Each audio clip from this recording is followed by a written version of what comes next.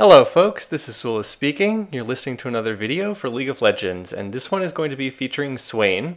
Now, you guys might notice right away that this is not me playing, and this game is in fact taken from a high elo challenge. It's like challenger and master players in this particular game. And something else you might notice right away is that everything looks a lot better. And yeah, that's right. We actually had our new desktop computer arrive. Hooray! Quick story, a little bit on my background. So I tried to stream this past weekend, and I was not able to do so for two reasons. Number one is I was trying to stream some FTL, and for whatever reason, it just would not run properly on my computer. And I don't know why it did that, but it wouldn't run normally, and it was either super laggy, where there was like this black box in the middle of the screen. So in any case, it wouldn't work on my laptop. And then number two, my laptop just basically died. It needed to get a new battery, and so we ordered that battery, but it didn't come until the end of the weekend. So I really couldn't do anything with streaming, and that's a shame because there was a lot of stuff I wanted to stream. I actually had free time for a change. So we did get our new desktop computer. It finally arrived. It's fantastic. I can now record in 60 frames per second. Everything is really silky smooth. It's so much easier to play a game like League of Legends when you have a better setup. I was running on a laptop computer, and I was actually recording my videos on the same computer I used back in the day, which is a 2010 desktop. And I don't want to like rag too much on that computer because I've gotten so much use out of that computer over the last 8+ years. But it was getting kind of long in the tooth. I'm not going to deny that. And it was getting a little difficult to record videos on it. A lot of people were posting in the comments, "Oh, your videos don't look that great," and I think that's true. But there wasn't a lot I could do about it until we had our new desktop computer. But it is here. It is glorious. And let's get to casting some League of Legends, you guys. So I wanted to go ahead and pick out this video because it had some champions that were either new to the game since the last time that I was around in casting, or were just completely different, and ended up focusing on the Swain player in this game because, spoiler alert, if I'm focusing on one particular player in a game like this, they probably had a pretty good game. So we're going to be looking at Swain. Now Swain, of course, was around back in the day, back in, season, I think he was introduced in season 1, if I remember correctly. I think I did 1 or 2 videos on Swain, but he's been reworked since 2011 or 2012 or whenever I last did a video on him, and he's basically a completely different champion because his kit is almost completely different from the way it was back in the day. So who are we watching here? Well, the player that we're focused on here is Power of Evil, who goes by PoE in this game, but this is Power of Evil, a professional League of Legends player, has mostly been playing in the European scene, is probably most famous for playing on Unicorns of Love and for playing on Misfits, but has recently been signed, as I record this video, in November 2018, recently been signed by Counterlogic Gaming, and is apparently going to be in North America for the upcoming 2019 season. So this game is actually played on the European server, but PoE, Power of Evil, is going to be in North America for 2019, if I understand this correctly, for the competitive scene. And if I've got some of those details wrong, my apologies. I haven't been following the competitive scene quite as closely recently as I have back in the day. Okay, so let's go ahead. We're going to try to talk about some of Swain's abilities. So far, this has been a relatively mild laning phase. There hasn't been too much action going on yet, but we're actually going to have more action here in a minute, so I'll wait for a second to discuss his abilities, because we have both Nidalee and Zoe coming down from mid lane. So we've got Nidalee's Spear coming in. That's going to miss. There is a flash on Rakan, who's going to escape the safety under the tower. And now Ezreal's going to come forward. He gets rooted by Swain, and he's going to have to flash as well. So that was pretty successful. No kills there, but both flashes blown as the mid laner and the jungler roam down here for red team. Okay, so let's go ahead and talk a little bit more about Swain, since I haven't really had a chance to discuss him much yet, and he is the champion I want to focus on. This is the Tyrant Swain skin, by the way. It's one of the, I think it's like one of his ultimate skins or something like that, but the base Swain doesn't quite look like this. Okay, so what exactly does Swain do in this game? Well, he's he's an AP caster, basically. He still has a kind of a similar role to what he did back in the day, which was kind of like tanky AP caster, as we see Pyke and Rakan kind of harassing each other back here. Is this going to be enough for Pyke to get this kill? I've seen this replay, but I can't remember this. Rakan does not have flash up, remember, so I don't know. Is he going to be able to escape from Pyke here? Puts the ward down in the brush for vision. Nice sidestep there on Pyke's spear. And no, not going to be enough to get the kill. So nice play there. Okay, so Swain still kind of fulfills the same role he did back in the day. Like I said, kind of tanky AP mage. He's relatively short range on most of his abilities, except one of his abilities that we'll get to. But an AP caster who kind of doesn't mind getting up into the middle of the enemy team and, you know, kind of trading at close range. So that's kind of his role, and that's the same as he was before. All right, in terms of abilities, though, let's first start with his passive. So passive, Ravenous Flock. Swain still has the whole laser kind of thing going on as from back in the day. His Ravens collect soul fragments, and Swain can right-click and immobilize enemy champion to pull them closer to him, dealing damage and ripping out a soul fragment. The soul fragments basically interact with his ultimate, but you can get them either by right-clicking on a champion who is immobilized, which pulls them towards him, which is kind of interesting, though. So immobilize the champion, he can right-click on him and pull towards. So let's see, right there, there's that passive ability. Right-clicks, pulls Rakan towards him. Rakan is in deep doo-doo here, and let's see if he's going to be able to escape, but not in great shape, to say the least. Pyke's going to go stealth, and okay, looks like Rakan was able to escape, even though he wasn't in a great shape. By the way, Nidalee is still here. I'm not sure if they saw that Nidalee was there or not, so we'll keep an eye on that. But anyway, that's his passive. He rips out these soul fragments. Those are the 5 little ticks you see underneath the character bar. Those are the five soul fragments. That's the max you can have, and that interacts with his ultimate, so we'll come back to that in a little bit. Okay, so other abilities here. I'll go ahead and, well, let's see. I think they might actually have some action. Are they going to have a fight here? Let's see. Pyke's taking quite a bit of harass here. Ezreal's going to go in. And now remember, Nidalee is here, so this is a 3v2 right now. And it looks like, yeah, Ezreal got caught in a place he did not want to get caught. So Pyke's going to flash in and grab the spear, and now Rakan has no chance whatsoever. He's going to try to run away into the brush, but there's really nowhere to go. And Power Reaver is going to claim that kill with an auto attack. So a nice fight there. Jungler came down, and they caught the bottom lane on the blue side team, kind of pushing forward and engaging a little bit aggressively. And now they're going to get the free lane shove here. Power of Evil is completely out of mana, by the way. He really needs to go back because Swain with no mana is not very useful.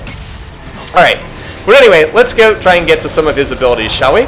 So his Q is his ability that you see Power of Evil skilling up first. This is called Death's Hand. Swain unleashes 5 bolts of Eldritch power that strikes the first enemy they hit, pierce through enemies they kill, enemies take magic damage.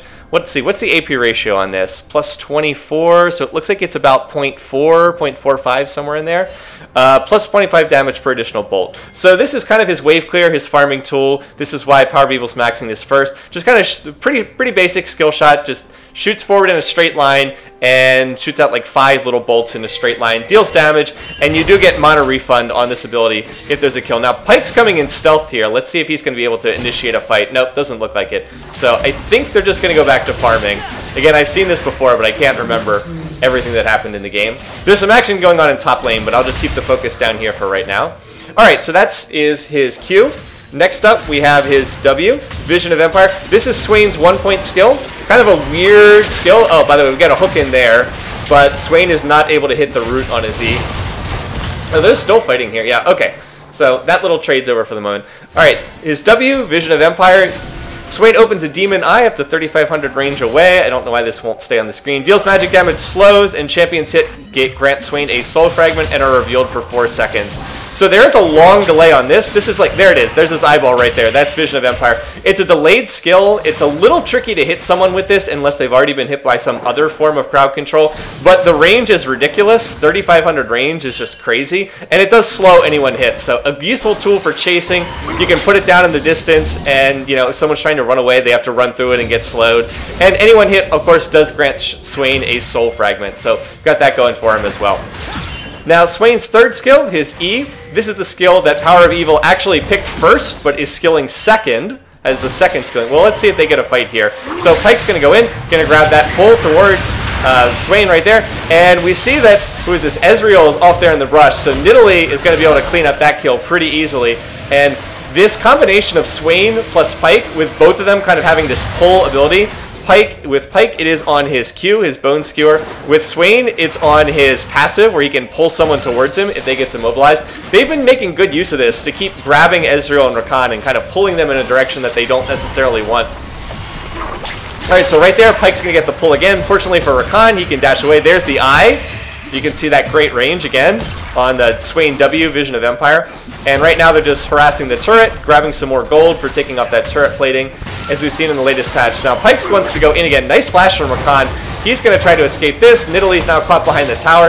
Ezreal's going to try to jump in. And I think that's going to be it for this particular trade. Yep. Looks like that's all for right now. As they continue, there's that eye again. It does in fact hit Ezreal, so another soul fragment picked up there for Power of Evil Swain. But I think that's it for the moment. Okay, didn't really have a time to go through his E in any proper, what's the word I'm looking for? Didn't get a chance to give that proper coverage. Oh, Hecarim's coming in right now. Let's see, is he going to try to pick a fight? Hecarim does not have his ult up, so I don't think he should be trying to pick a fight here. Anyway, if I can ever get back to these skills, a little too much action here. Swain's E, Nevermore, launches a wave of demonic power, deals magic damage. Oh, never mind, they're fighting again. And it looks like poor Rakan is dead. Now Hecarim is going to try to chase in. He gets the kill on Nidalee, so 1 for 1 right here. Alright. Swain's E, getting back to this. Nevermore, launches a wave of demonic power, deals magic damage. Now the damage itself is pretty low from this ability, but he shoots out a wave, it kind of goes out and then comes back again. Most importantly, it roots anyone hit for 1.5 seconds. So Nevermore, again, interacts with his passive. You root someone with the Nevermore, and then you can right-click on them to pull them towards you. Starts at 1.5 second on the root duration. The root duration does not go up with more points in the skill. But the combination of Q together with E does form a nice amount of wave clear. So when you're playing a Swain, you know, you can Q and then you can E, and it does a pretty good job of taking down the wave. So overall, works pretty well. And then finally, his ultimate, Demonic Ascension. This is similar to what Swain did back in the day. He basically turns into a giant raven, deals magic damage to nearby champions that heals Swain, and then after draining a certain amount of health, Swain can gain the ability to cast Demon Flare, which basically does like a burst of magic damage based on how many soul fragments he has. So this is where the soul fragment kind of comes in. If you have more soul fragments, when you use kind of the active of his ult, the Demon Flare, it does more damage. Anyway, there's the root on Rakan. Gonna get the pull in towards. There's another pull in from Pyke right there, and there we're gonna see the ultimate. So if you didn't see it the first time that Power of Evil used it, there's the ultimate. I still think of this as Raven form, even though it's not called that anymore. There are some differences. Oh, here Hecarim's coming in for the gank, by the way. We also have a teleport coming in from the top lane. So it's a party in the bottom lane right now. It is a 3v3. Fiora has come down from top, but it doesn't look like there's too much for her to do here. She actually gets hit by that Ezreal ult, so let's see if Fiora is going to be able to escape this. Hecarim wants to go in, but I'm not sure he's eager to dive that tower. So it looks like that's it. Meanwhile, while this was going on, Nidalee is using this time to take the Rift Herald, so nicely done on her part. And there's some more action going on here. Nice pull on Hecarim. He's going to have to ult to try to escape. I do not think that he's going to get finished off by... Oh, no, he does get finished off by Pyke. I didn't think the Ignite would be enough. Power of Evil is super low, but manages to dodge the Yasuo Tornado. Yasuo's going to clean up a kill right there. And now Zoe is stuck where she doesn't want to be. Is that Ignite going to finish off Rakan? Yes, it is. So what is that in total? Like a 2 for 2? Somewhere along those lines? I think it was slightly advantageous to blue team. I think they came out a little bit ahead in all that. But, of course, Nidalee was not in that fight, and Nidalee did pick up the Rift Herald while that was going on. So, overall, probably a minor edge for red team when they get a chance to use that Rift Herald. Anyway, just to wrap up with Swain, on his ultimate, again, this is pretty similar to what it was back in the day. The difference is, back in the day, Swain's old ultimate was, it was kind of on like a short cooldown. You could kind of flip it on or off. Swain also used to be able to heal off of minions. He can't heal off of minions anymore. His ult only heals off of enemy champions, so that's a little bit different. In other words, it's no good to like ult the minion wave because you're not going to get any health back from doing that. Only useful in a team fight. So I guess Swain's a little bit less sustain focused in general, but more team fight focused. And his ult is of course on a much longer cooldown. And it also has that soul fragment interaction where you kind of end it by casting Demon Flare, and then it does more damage based on how many soul fragments you have. So basically, Swain wants to stack up the soul fragments while his ult is not up, and then he uses the soul fragments when he casts his ult to deal more damage at the end of his ultimate. So there you go. That's fine. We finally managed to get through all of Swain's abilities after, what, about 15 minutes of this video? Thanks to all that action. So skilling order for Swain is what you're seeing right here. What I saw in this video is Power of Evil actually skilled his E first. So 1 point in E at level 1 because it's a really useful 1 point skill, but then he maxed Q first. And it looks like he's actually skilling up his W second. I thought he skilled his E second, but it looks like I'm wrong. It looks like he's skilling his W second, and I guess that's because the root does not go up with more points in that never move skill. So it looks like you can get most of the benefit of that skill just from putting 1 point in it. Whereas he gets a, oh, I see. You get more of a slow when you put more points in the W. The W, the slow goes up with each point. Anyway, right now you saw the blue team was able to pick off a kill against Zoe in mid and turn that into a mid lane tower. So they actually get the first tower. Meanwhile, Nidalee gets the first dragon. It is a Mountain Drake, which is the least useful type. But she does manage to pick up the dragon, and they've just about got a tower here, so they're kind of trading a tower mid for a tower bot. This isn't good, though. Another tower in mid, so not so great by blue team. They probably could have reacted a little bit sooner to that and not give away 2 towers in mid lane.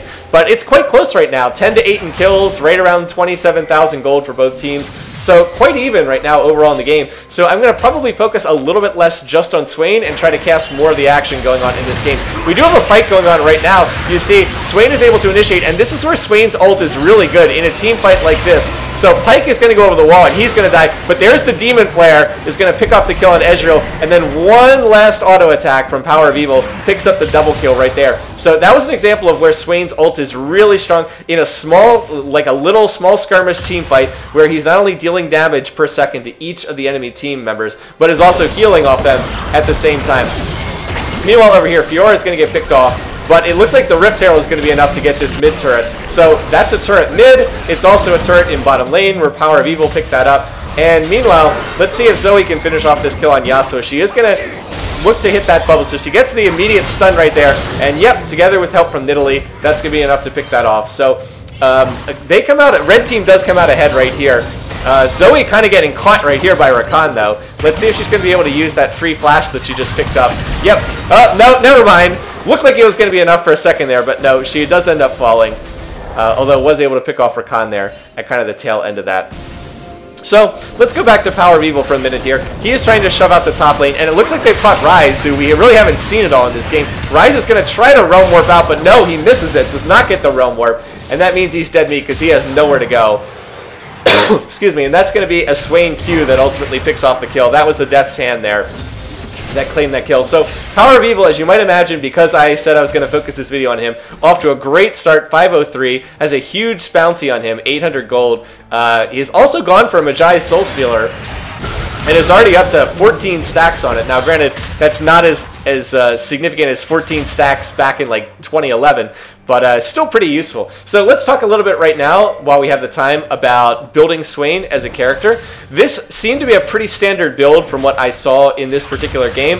Power of Evil has gone for Rod of Ages first. Rod of Ages is a great item on Swain or any other AP who kind of needs to be in the middle of the team. It grants, grants health, mana, ability power, really everything that Swain would want. The one downside is it is a slow building item, and right now in preseason Season 9, a lot of the games are really short. So Rod of Ages has kind of fallen out of favor a little bit because it takes so long to build, but it is a great item for Swain. Now, they're being very aggressive in diving Ryze, but a lot of skill shots have been missed, and right now Power of Evil is tanking a lot of tower shots. So he is not going to get that initial kill, and Ezreal's going to pick him off and score the huge shutdown. And this fight has gone really, really badly for the red team because they just went 0 for 3 and they did not get this tower.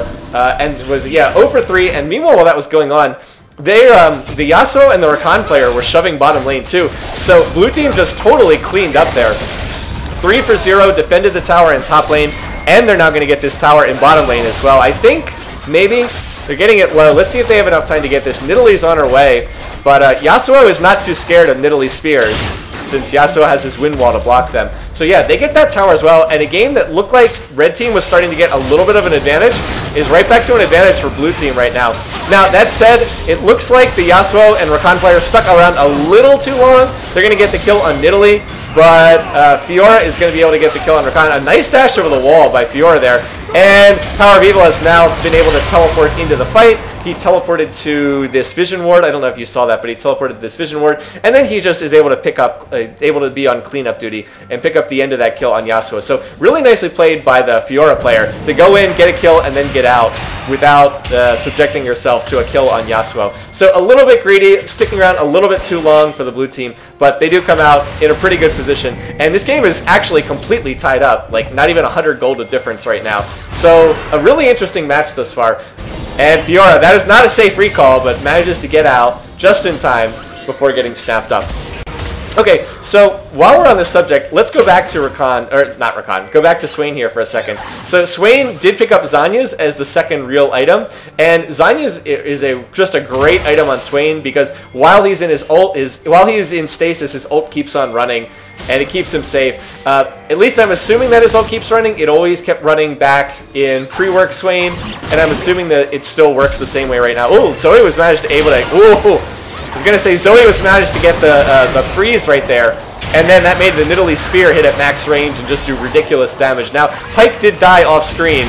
Meanwhile, Power of Evil is trying to chase this down. Nope, he's going to miss that Q. Not going to be able to get that one, but Nidalee is going to fall behind the play, but Ezreal really has nowhere to go, so that's going to be a pickup for Power of Evil, and that is actually his 7th kill of the match. Overall, 2 for 2 on each side.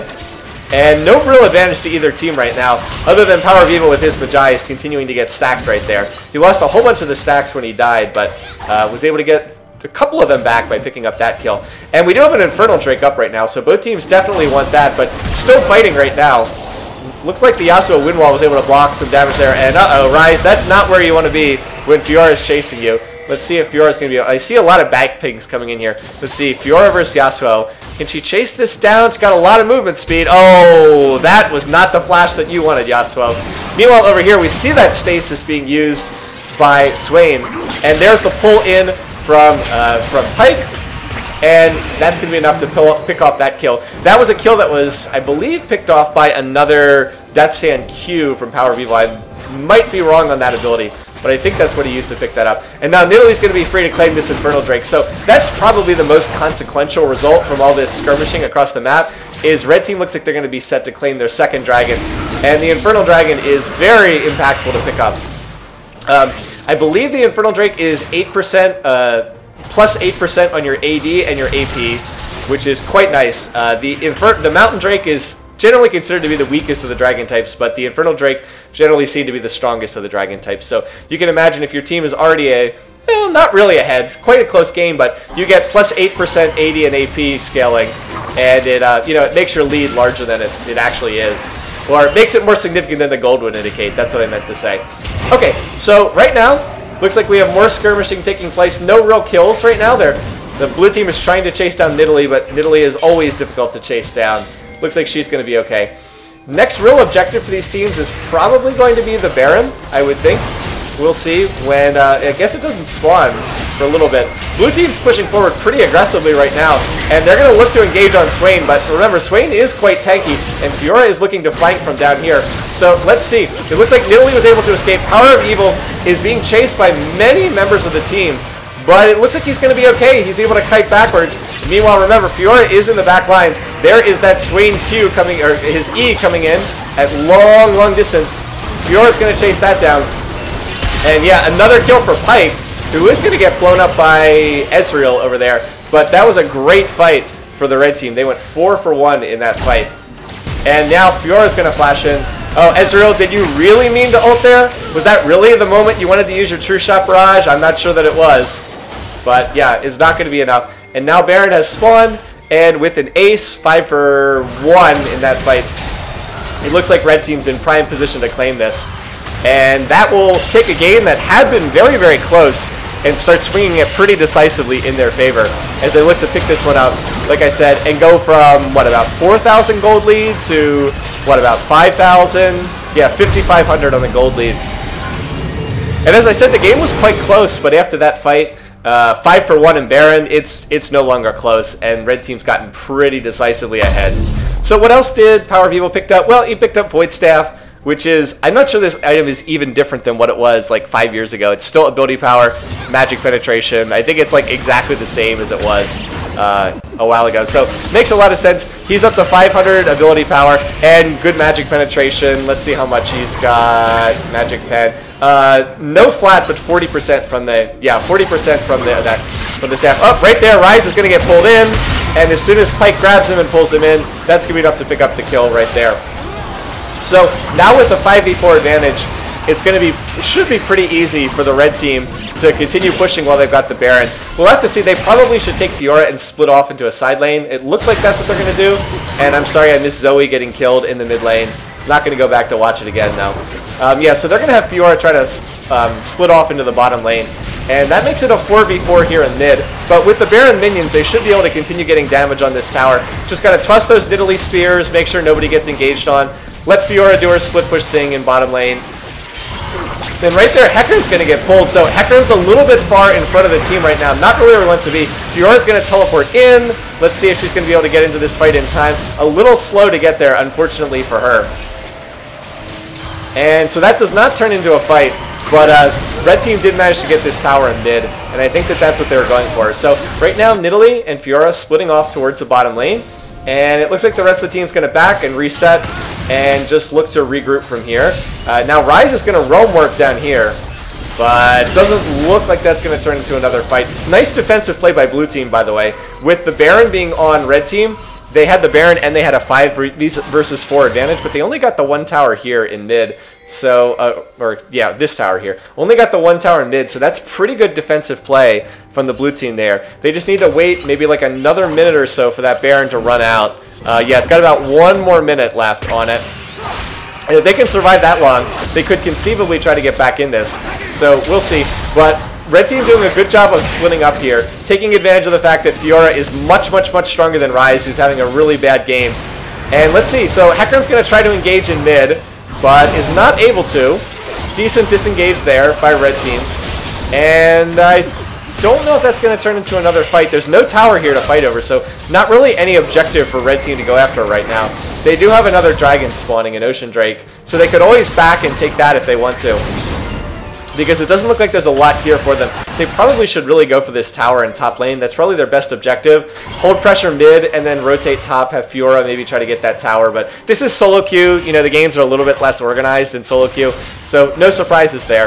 Let's see what they're going to look to do. They're going to continue poking. That Nidalee spear just barely misses. And we got some good poke on Yasuo. Pike looks like he wants to go in, so they're going to try to grab the Rakan player. And Rakan is going in. He's a little bit in front of the team, but they do manage to pick off Zoe, so that's quite nice right there. And they are going to pick off Pike as well, so that's much of the team's damage. And now Nidalee's been grabbed as well. She is, super low. Don't know if that Zanyas is going to save her or not. Nope. So this is a disaster right now for red team. Power of Evil is just about the only one still up. He's going to use his ult to get the kill on Rise. And now it's the Fiora and Swain show right now. 2 versus 4 right now. So really all they can do is look to defend, and I think they're going to try to take this Ocean Drake. Meanwhile, blue team is taking advantage of this time to push mid, but there really isn't that much for them to get here. Like, they want to go for this tower, but they're not going to, doesn't look like they're going to have time to do that. So a bit of a wasted opportunity by the blue team. At the very least, they should have looked to either take Dragon or maybe make a more determined push on this mid tower here. This mid base turret, but they don't really get anything out of that fight, even though they went 3 for 1 in the fight. Just didn't really get much of anything out of it. And in fact, the red team was even able to take an Ocean Drake off of that, which they really should not have been able to do. But hey, kudos to them. They went and took the dragon, and like blue team lets a golden opportunity kind of slip by. Unfortunate for them that there was no Baron up then, but yeah, doesn't respawn for another 1.5 minutes. So I have to point out, Power of Evil does have a maximum stacked Magi's right now. 25 stacks, that is the max you can... Apparently it won't let me highlight this right now. Oh well. 25 stacks is the most that you can have right now. You get, I believe, 4 for a kill. Yeah, you get 4 for a kill, and you lose 10 when you die. So yeah, at max stacks you also get...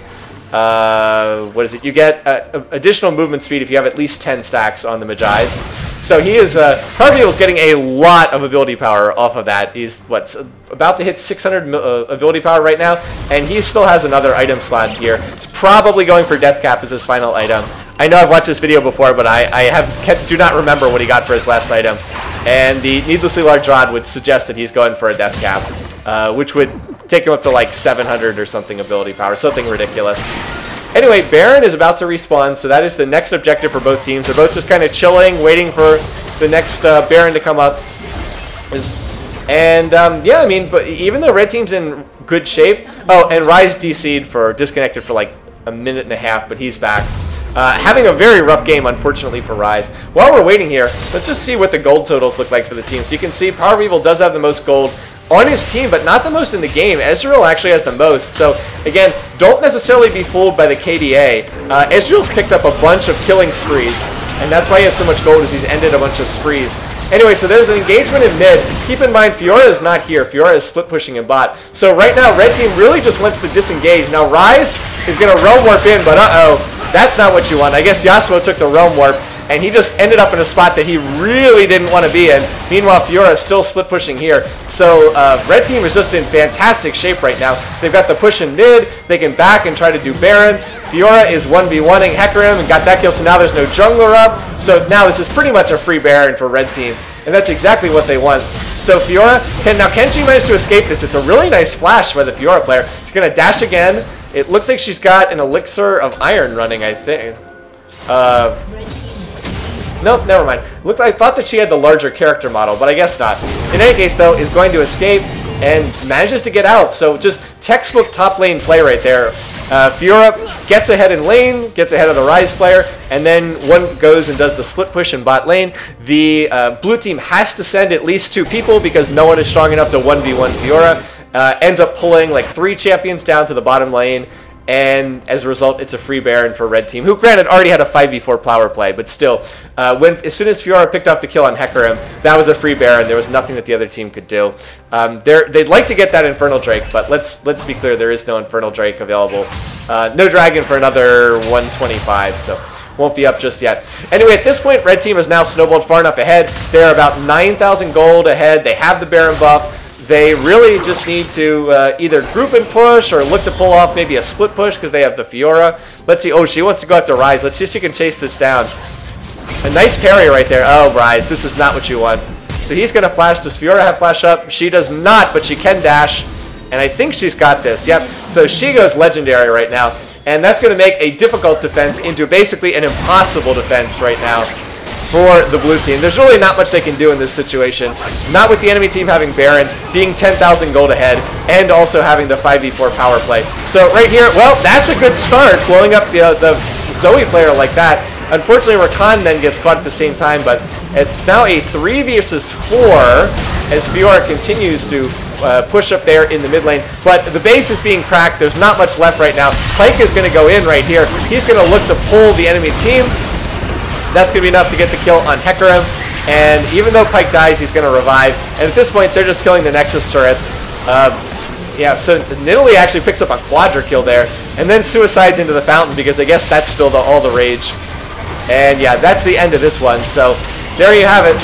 End game at 32 and a half minutes, pretty much, as people disconnect from the game because apparently waiting for the loading screen, you know, the 10 seconds that take is too long for them. But anyway, I hope you guys found this game interesting. I wanted to cast this because it had, number one, some people in high elo as opposed to my games. I would have liked to have done one of my games, but I didn't really get a chance to play over the weekend, as I explained, you know, because my computer wasn't working. But I wanted to put this up, give you an example of some high elo gameplay from a bunch of challenger players, show off some of the new Swain gameplay, Power of Evil finishing 10-1-9 on the game, so really good. But again, he didn't actually have the most gold in the game. Ezreal actually had the most, so kudos to the Ezreal player for doing you know, great work in a losing effort in this one.